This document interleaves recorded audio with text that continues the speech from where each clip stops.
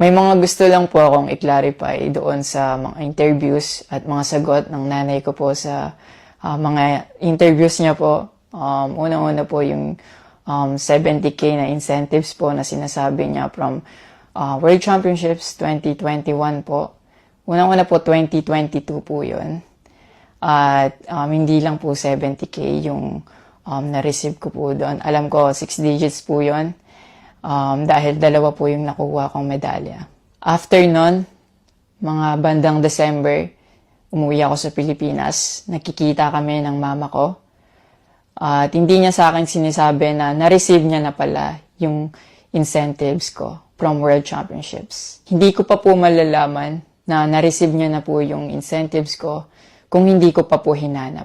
Never ko na po na-receive yung incentives ko po na yon. At never ko na rin naman po na hiningi yun sa kanila. Binigay ko na at wala na po yun sa akin. Ang sa akin lang naman, gusto ko malaman kung saan napunta yung incentives ko po na yun. Yung principle po kasi dito wala po sa liit o laki ng amount po na incentives po na ginalaw niya. Kundi po sa pagtago at paggalaw niya nang wala ko pong consent, yung pinapoint ko po sa kanya.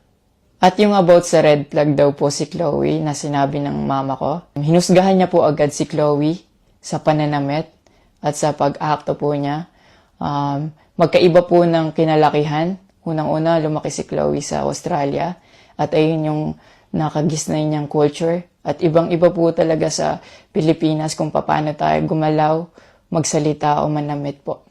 At yung about po sa yung mauubos po yung anak ko, nasabi po ng mama ko, unang-una po si Chloe po may sarili po siyang income.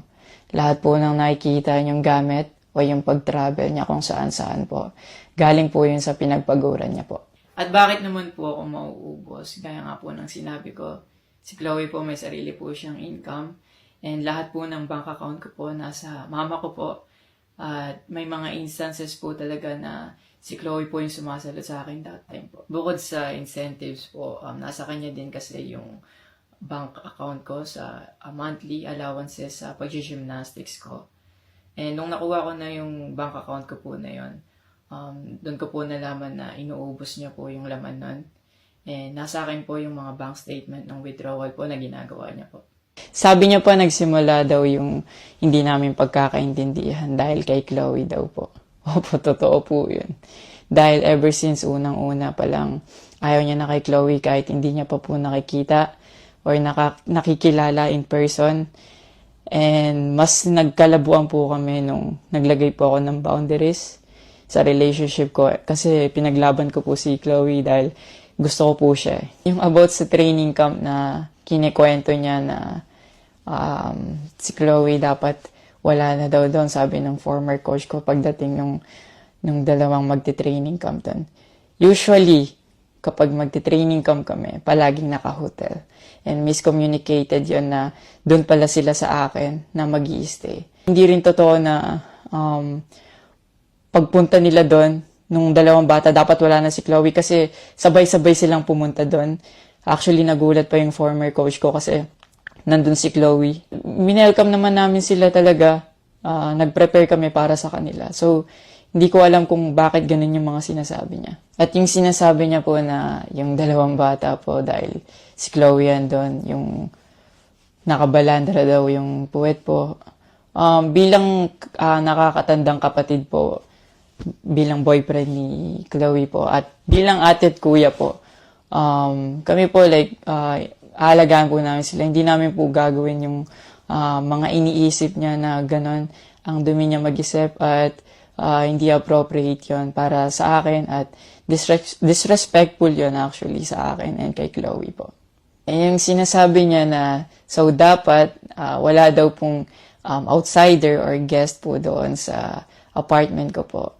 Di din po yun totoo kasi wala naman pong naka-indicate or nakalagay sa contract na bawal yung guest or outsider sa loob po ng apartment po. And actually, invited po si Chloe ng former coach ko from Japan nung SEA Games pa lang po sa Vietnam. So, sinabihan kami na invite mo na lang si Chloe sa Japan and doon kayo mag-hangout. Sabi niya pa na feeling niya daw nilalayo ako ni Chloe sa kanila. Unang-una po yun, months before nun, kasi uuwi ako parang 3 days yun. Sinabihan ko na sila na mag-i-spend time ako kay Chloe. Nagpunta kami sa Baguio. Sinama ko si Chloe, nag-spend time kami. Nakikipaghalubilo naman po kami, hindi naman ako nilalayo ni Chloe. Actually, pumunta pa kami sa Pangasinan. Like, po kami doon, parang meet and greet. Yeah. Tapos after nun, nagpunta tayo ng Baguio. And then, ikaw pa nga nag-aya na yung sa bike. Yeah, Because we didn't tayo. know what to do Yeah.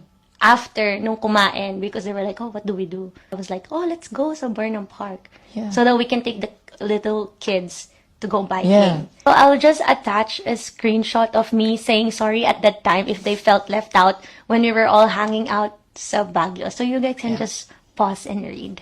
Actually, nagkita po yung mama ko and yung family ni Chloe twice po. And then, yun, nag-usap po sila. In the last resort, my family made a group chat Yeah. na kasama everybody involved because my family wanted to address kung ano yung issues ni mom mo towards me. Yeah, kasi marami na siyang pinapost. Yeah, madami na siyang pinapost. And even though my family knew na madami na siyang pinapost, my family still welcomed them, treated them with respect, and with no judgment na pinaringgan nila yung side ng mom mo, what she had to say about me and our relationship. And then, after the group chat, she left, Yeah. your mom left, and wala siyang narinig anything from my family. May recent interview po kayo na kinakongratulate niyo po ako. Kung genuine po talaga kayo, maraming salamat po. Ina-acknowledge ko po yung pagka-congratulate niyo sa akin. Pero nagpa-flashback pa rin po talaga yung masasakit niyong sinabi sa akin at yung mga hindi niyo pag-wish well sa akin. Like, tumatatak po yun sa akin talaga.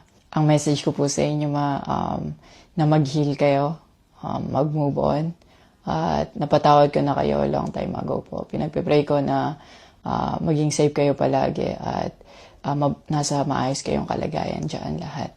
Tigilan na po natin to at i-celebrate na lang po natin yung mga ginawa po ng paghihirap, pagsasakripisyo ng bawat atletang Pilipino dito sa Olympics.